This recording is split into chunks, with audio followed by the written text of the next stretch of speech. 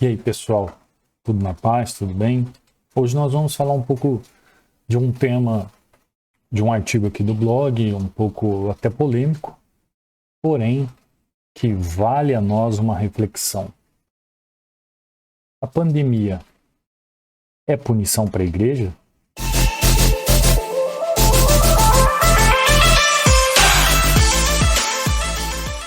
Bem, quando eu fui fazer o bacharelado de teologia, algumas pessoas que adentraram ao bacharelado, ao curso, muitas desistiram no começo. Ali tinham ali líderes eclesiásticos, pessoas de convento, de toda espécie de estudioso bíblico.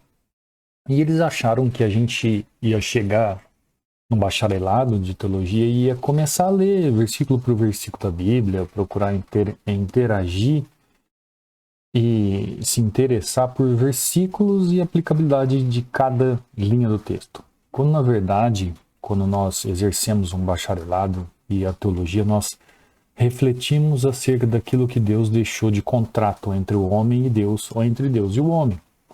Então, é tudo uma reflexão em relação àquilo que está escrito. Nós não procuramos adivinhar futuro e nem distorcer o passado. A teologia procura ver o hoje com os princípios do passado para encaixar o futuro. Então, isso que tem acontecido tem ocupado a maior discussão pública nos últimos dias. Há desvantagens nisso, é claro. Nós podemos ficar fixos nisso e pensar nesse mal e em mais nada. Mas há também alguns benefícios.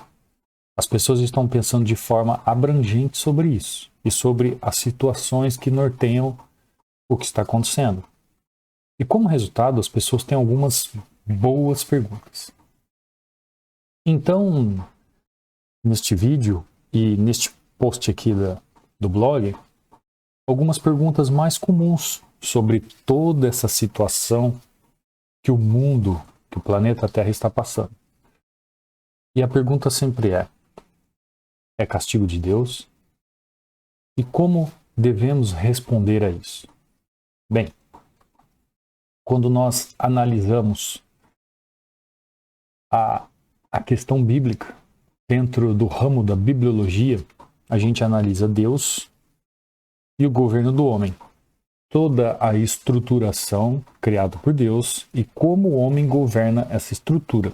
Bom, o que nós podemos aprender com Jesus a partir de uma interação em particular sobre Deus e o governo é mais do que aquilo que nós mesmos imaginamos. Como a história familiar que está lá no livro de Marcos, capítulo 12, do verso 13 em diante. Sobre esta temática em si.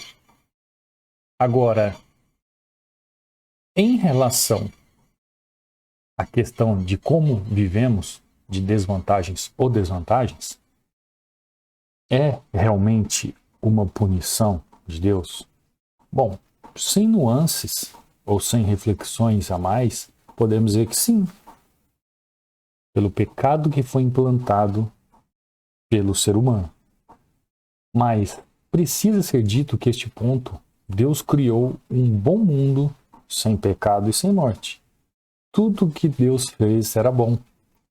Não havia vírus mortais em Gênesis capítulo 1 e 2, mas na medida que a história se desenrola, Adão e Eva se rebelam contra aquilo que foi proclamado de Deus. Deus se revela a eles e proclama algumas normas.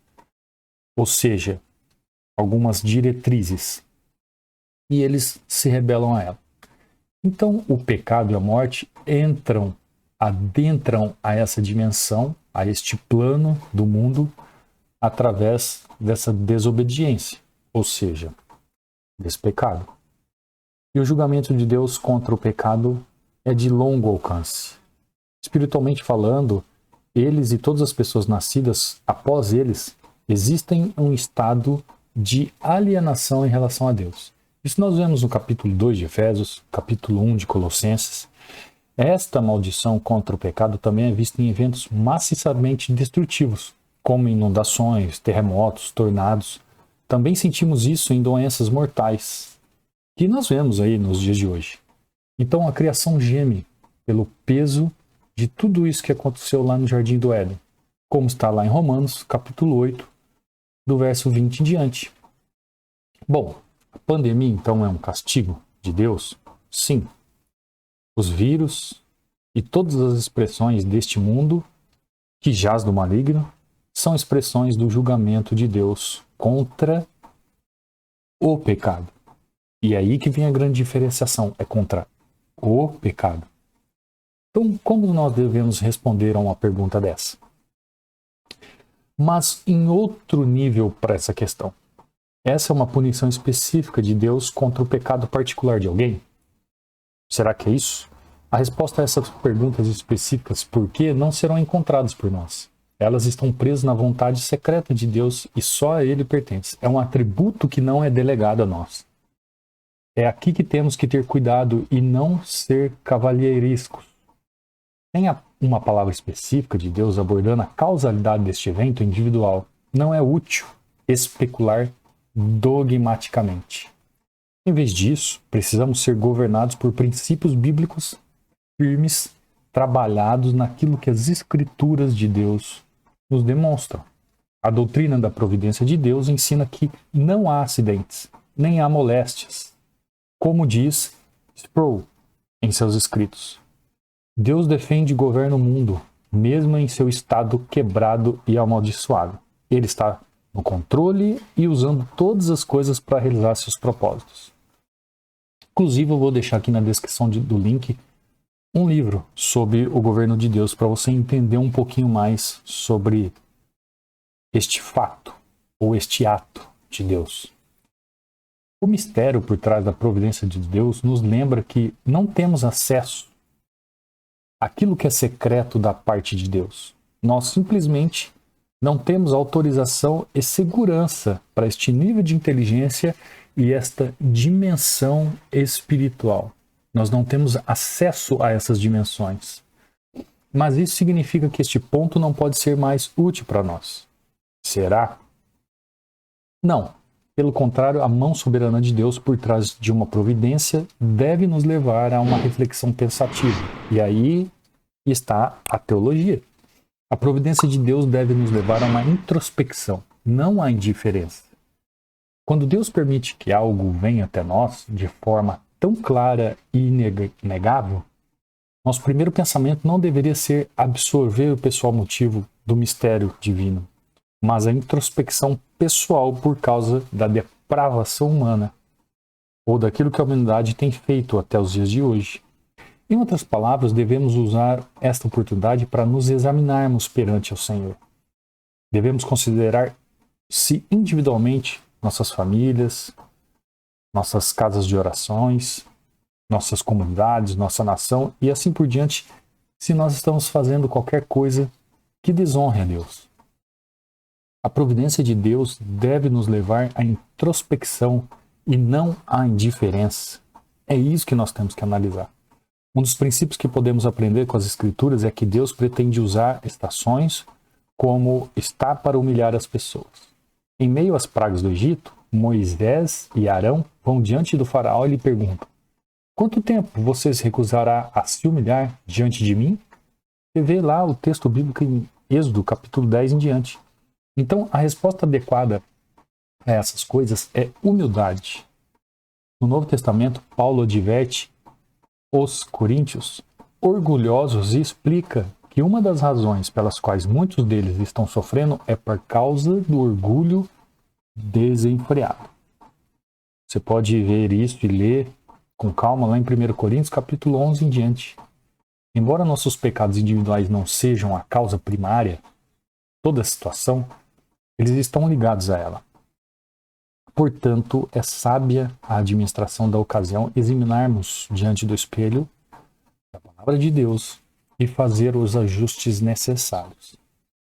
Uma bênção que desfrutamos ao dar em torno do gosto amargo do que tem acontecido em relação ao pecado em nossas bocas é o nosso anseio por sua cura. Mesmo enquanto eu escrevo esse post ou gravo esse vídeo, nós